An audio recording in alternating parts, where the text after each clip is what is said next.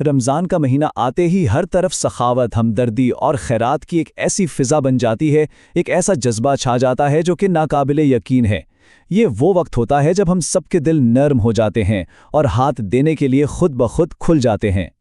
لیکن ذرا ایک لمحے کے لیے نک کر سوچیں، اس تجزیے کا سب سے بنیادی سوال ہی یہی ہے کہ کیا ہماری یہ ساری کوششیں، یہ ساری خیرات معاشرے میں کوئی حقیقی، کوئی لانگ لاسٹنگ تبدیلی لا رہی ہیں، یا پھر یہ صرف چند لمحوں کا سہارا بن کر رہ گئی ہیں؟ چلیں اس معاملے کی تہہ تک جاتے ہیں۔ سورس کا جو مرکزی خیال ہے نا، وہ یہ ہے کہ بعض اوقات جو اعمال ہمیں سب سے نیک نظر آ رہے ہوتے ہیں، وہ بھی بڑے سٹل انداز میں اپنے اصل مقصد سے بھٹک سکتے ہیں۔ یہ ایک بہت بہت گہری بات ہے۔ مطلب یہ کہ صرف اچھی نیت کا ہونا ہی کافی نہیں ہے اگر ہمارا عمل اپنے آخری مقصد سے الائن نہ کر رہا ہو۔ سورس اسے ایک ایسا فریب کہتا ہے جسے سمجھنا بہت مشکل ہے، کیونکہ وہ نیکی کے پردے میں چھپا ہوتا ہے۔ اس پورے کانٹیکسٹ کو سمجھنے کے لیے قرآن کی یہ آیت ایک بنیاد فراہم کرتی ہے۔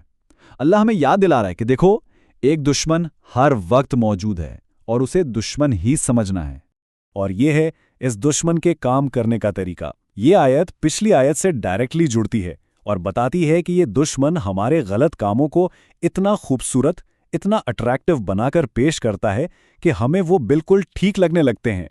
تو اب سوال یہ ہے کہ خیرات کے معاملے میں اس خوبصورت فریب کے ریئل ورلڈ میں نتائج کیا نکلتے ہیں؟ آئیے دیکھتے ہیں کہ ہمارے موجودہ خیراتی نظام میں یہ چیز کیسے کام کر رہی ہے۔ یہاں دو بالکل مختلف سوچوں کا موازنہ کیا گیا ہے۔ ایک طرف ہے وقتی خیرات، جیسے راشن کے پیکٹس، جو فوری طور پر بھوک تو مٹا دیتے ہیں لیکن لینے والے کو اگلے سال پھر اسی لائن میں لا کے کھڑا کر دیتے ہیں۔ دوسری طرف ہے سسٹینیبل چیریٹی، جس کا مقصد لوگوں کو اپنے پیروں پر کھڑا کرنا ہے تاکہ انہیں دوبارہ کبھی مانگنا ہی نہ پڑے۔ اور جب ہماری زکوٰۃ اور صدقات غیر منظم، نان اسٹریٹیجک اور صرف وقتی ضروریات پر فوکس ہو جاتے ہیں تو اس کے نتائج بہت خطرناک ہوتے ہیں۔ لوگ محنت کرنے اور ہنر سیکھنے کے بجائے یہ تلاش کرتے ہیں کہ مفت راشن کہاں سے ملے گا۔ اس طرح ہم نادانستگی میں ایک ایسی نسل تیار کر رہے ہیں جو محنت کے بجائے امداد پر انحصار کرتی ہے۔ ویسے اگر یہ باتیں آپ کو سوچنے پر مجبور کر رہی ہیں اور آپ اس گفتگو سے کنیکٹ کر پا رہے ہیں تو مزید دیکھنے کے لیے لائک اور سبسکرائب ضرور کیجیے گا۔ اچھا، تو مسئلہ تو واضح ہو گیا۔ اب بات کرتے ہیں اس کے حل کی۔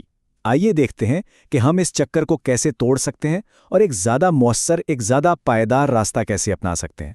تو یہ سسٹینیبل چیریٹی ہے کیا؟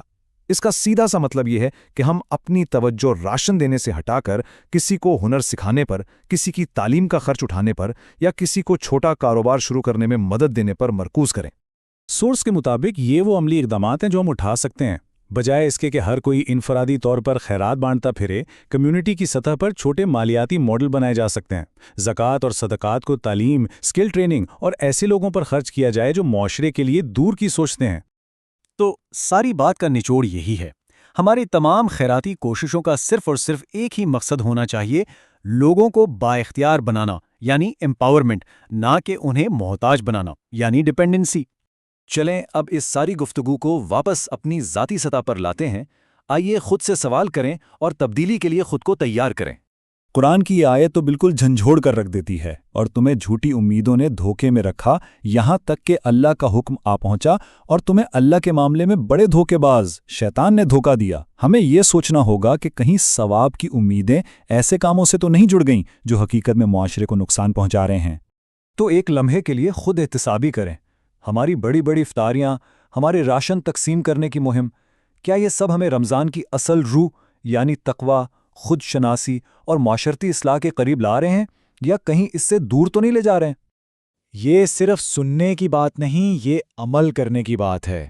تو سوال یہ ہے کہ اس ساری گفتگو کے بعد وہ کون سی ایک چھوٹی سی تبدیلی ہے جو اس رمضان خیرات کرنے کی اپنی عادت میں لائی جا سکتی ہے؟ اپنے خیالات نیچے کامنٹس میں ضرور شیئر کریں۔ اگر آپ اس سوچ کو مزید گہرائی میں سمجھنا چاہتے ہیں اور اس تبدیلی کا حصہ بننا چاہتے ہیں تو یہ کچھ وسائل ہیں جو آپ کی مدد کر سکتے ہیں۔ اگر کوئی قرآن کو اس طرح اپنی روزمرہ کی زندگی میں نافذ کرنا سیکھنا چاہتا ہے for a real daily life change, تو ہمارے ساتھ جڑیں، لائک، شیئر اور سبسکرائب کریں، ہمارے سیشنز، ورکشاپس اور ڈسکشنز میں شامل ہوں۔ ہمیں انسٹاگرام اور ٹک ٹاک پر فالو کریں اور education by Sobia YouTube channel پہ رمضان کی پلے لسٹ ضرور دیکھیں۔ اور اگر آپ پرسنلائز پروگرامز میں داخلہ لینا چاہتے ہیں یا رجسٹریشن کروانا چاہتے ہیں تو اس نمبر یا ای میل پر رابطہ کر سکتے ہیں۔ اس اہم گفتگو کا حصہ بننے کا بہت شکریہ۔